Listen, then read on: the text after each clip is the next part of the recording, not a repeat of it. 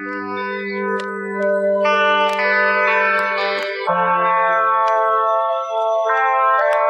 loin d'un petit village du nord de l'Italie, il y a bien 100 ans au moins, vivait un vieux menuisier du nom de Geppetto, qui en avait assez de toujours fabriquer des tables, réparer des chaises et sculpter des portes d'armoire. Il aimait bien son métier, mais il s'ennuyait de toujours faire la même chose. Dans sa petite maison qui lui servait d'atelier, il soupirait souvent en polissant une planche ou en chevillant un meuble. En fait, Geppetto se sentait seul.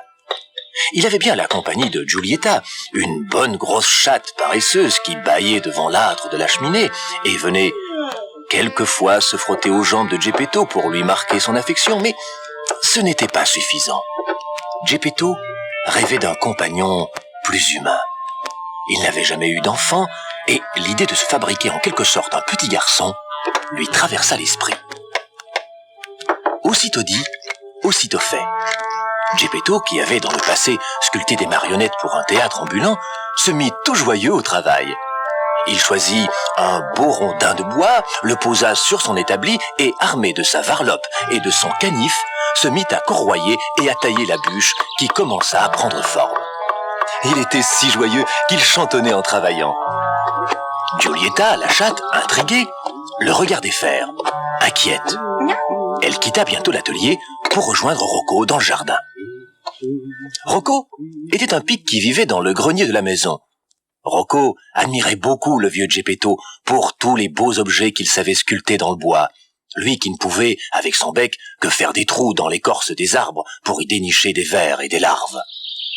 Hé, Giulietta, tu as vu? Le vieux Geppetto fabrique quelque chose de nouveau. Un objet bizarre. Tout à l'heure, je l'ai entendu. Il parlait tout seul.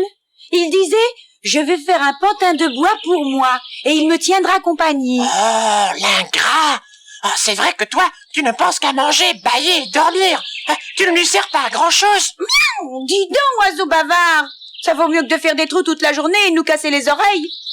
Pendant ce temps, le vieux Geppetto, qui travaillait sans relâche, avait enfin donné une forme à son pantin. Voilà, voilà. Encore une petite vis pour cette jambe, et ce sera fini. Maintenant, mon pinceau, un œil ici, un œil là, la bouche. Oh, qu'il est beau! Je l'ai vraiment réussi. Attends, Pantin, je vais attacher les ficelles et nous allons faire quelques pas ensemble. Voyons voir. Gauche, droite, et hop, demi-tour. Regarde, Giulietta, il te plaît?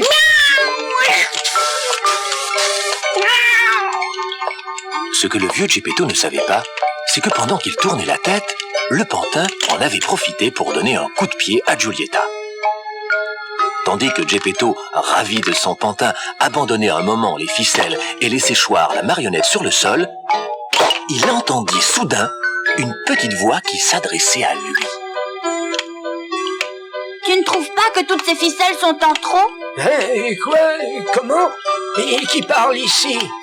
C'est moi, et je dis que je n'ai pas besoin de toutes ces ficelles pour marcher. Oh, miracle! J'ai fait une marionnette qui parle. Une marionnette vivante. Voilà. Mon petit, je vais couper tout cela. Ouf, enfin libre. Je peux bouger à mon aise.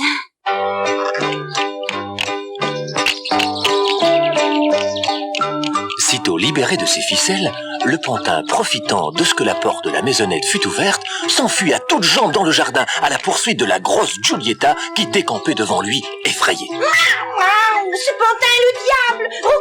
Rocco! Viens au secours! Une chasse effrénée commença. Le chat grimpa sur le toit, le pantin intrépide y grimpa aussi. Rocco, qui perchait sur la cheminée, assistait à cette sarabande, poussait des cris de terreur.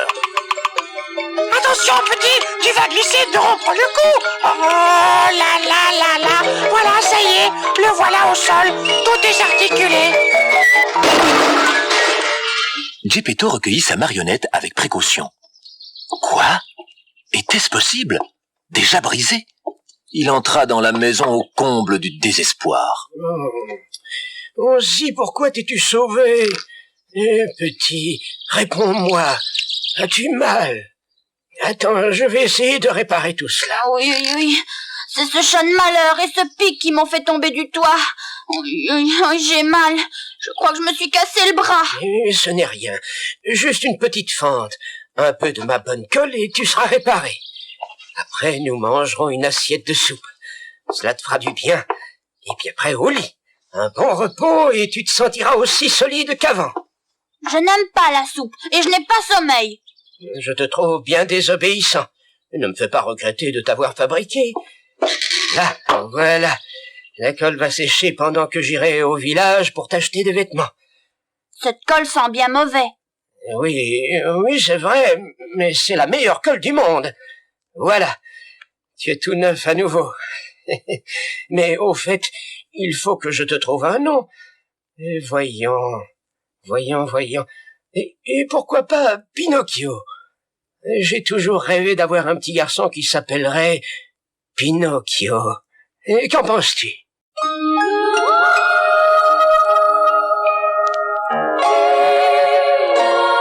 Pinocchio.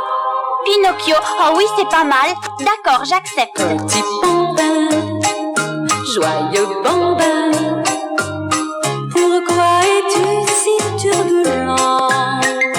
Quoi cours-tu le nez au vent par tous les temps?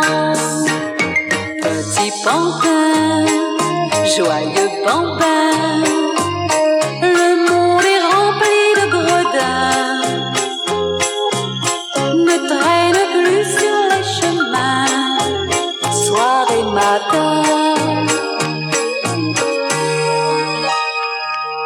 Petit bambin, joyeux bambin, méfie-toi des méchants garçons.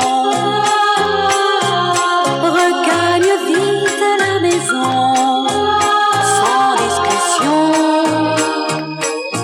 Pendant que Geppetto courait au village pour trouver les vêtements nécessaires à son petit Pinocchio, celui-ci, qui décidément ne savait pas obéir, résolut de mettre un peu d'ordre dans la maison.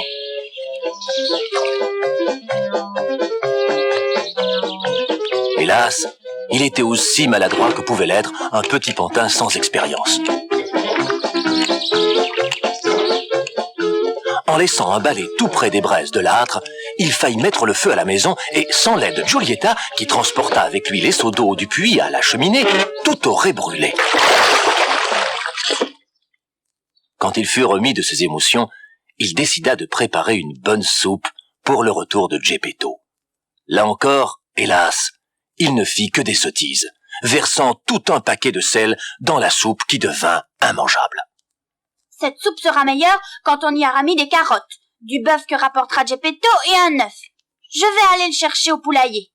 Ah, ce garnement va bouleverser toute la maison. Giulietta, essaie de le retenir. Tu as vu combien il est entêté? Moi, je n'y peux plus rien. Au poulailler, Pinocchio choisit le plus gros de tous les œufs qui étaient cachés dans la paille.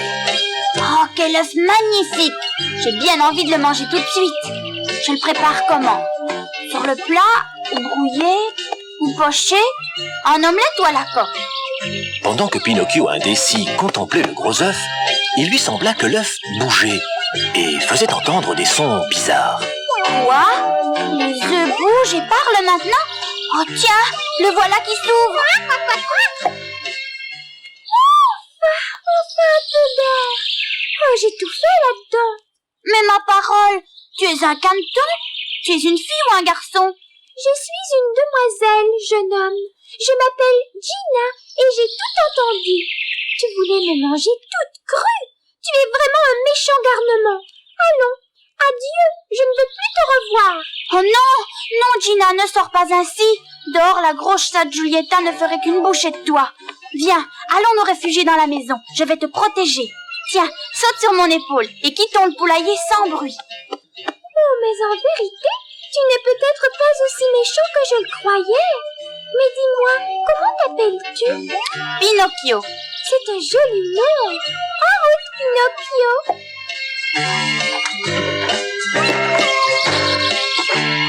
Et c'est ainsi que Gina et Pinocchio devinrent amis. Gina, la petite canne, décida de ne plus quitter Pinocchio et de toujours l'aider de ses bons conseils. Elle ignorait alors dans quelle aventure il allait l'entraîner. Quand Geppetto rentra du village, il fut un peu effrayé de trouver la maison sans dessus-dessous. Il y avait encore de la cendre partout, mêlée à de grosses flaques d'eau. Oh, Pinocchio, mais qu'as-tu fait? J'ai voulu nettoyer, mais le balai a pris feu. Puis la table, alors j'ai versé de l'eau, et puis j'ai essayé de préparer la soupe, et tout le paquet de sel est tombé dans la marmite. Puis... C'est vrai, il ne faut pas le gronder. C'est un brave garçon.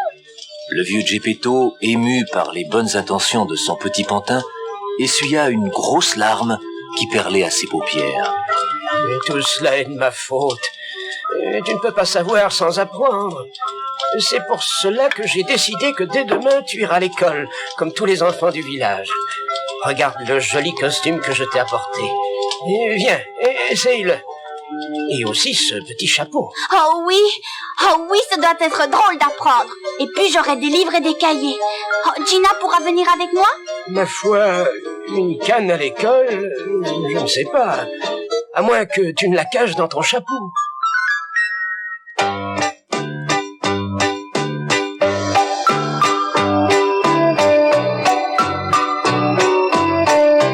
Et c'est ainsi que Pinocchio, à l'image d'un vrai petit garçon, commença une vie nouvelle.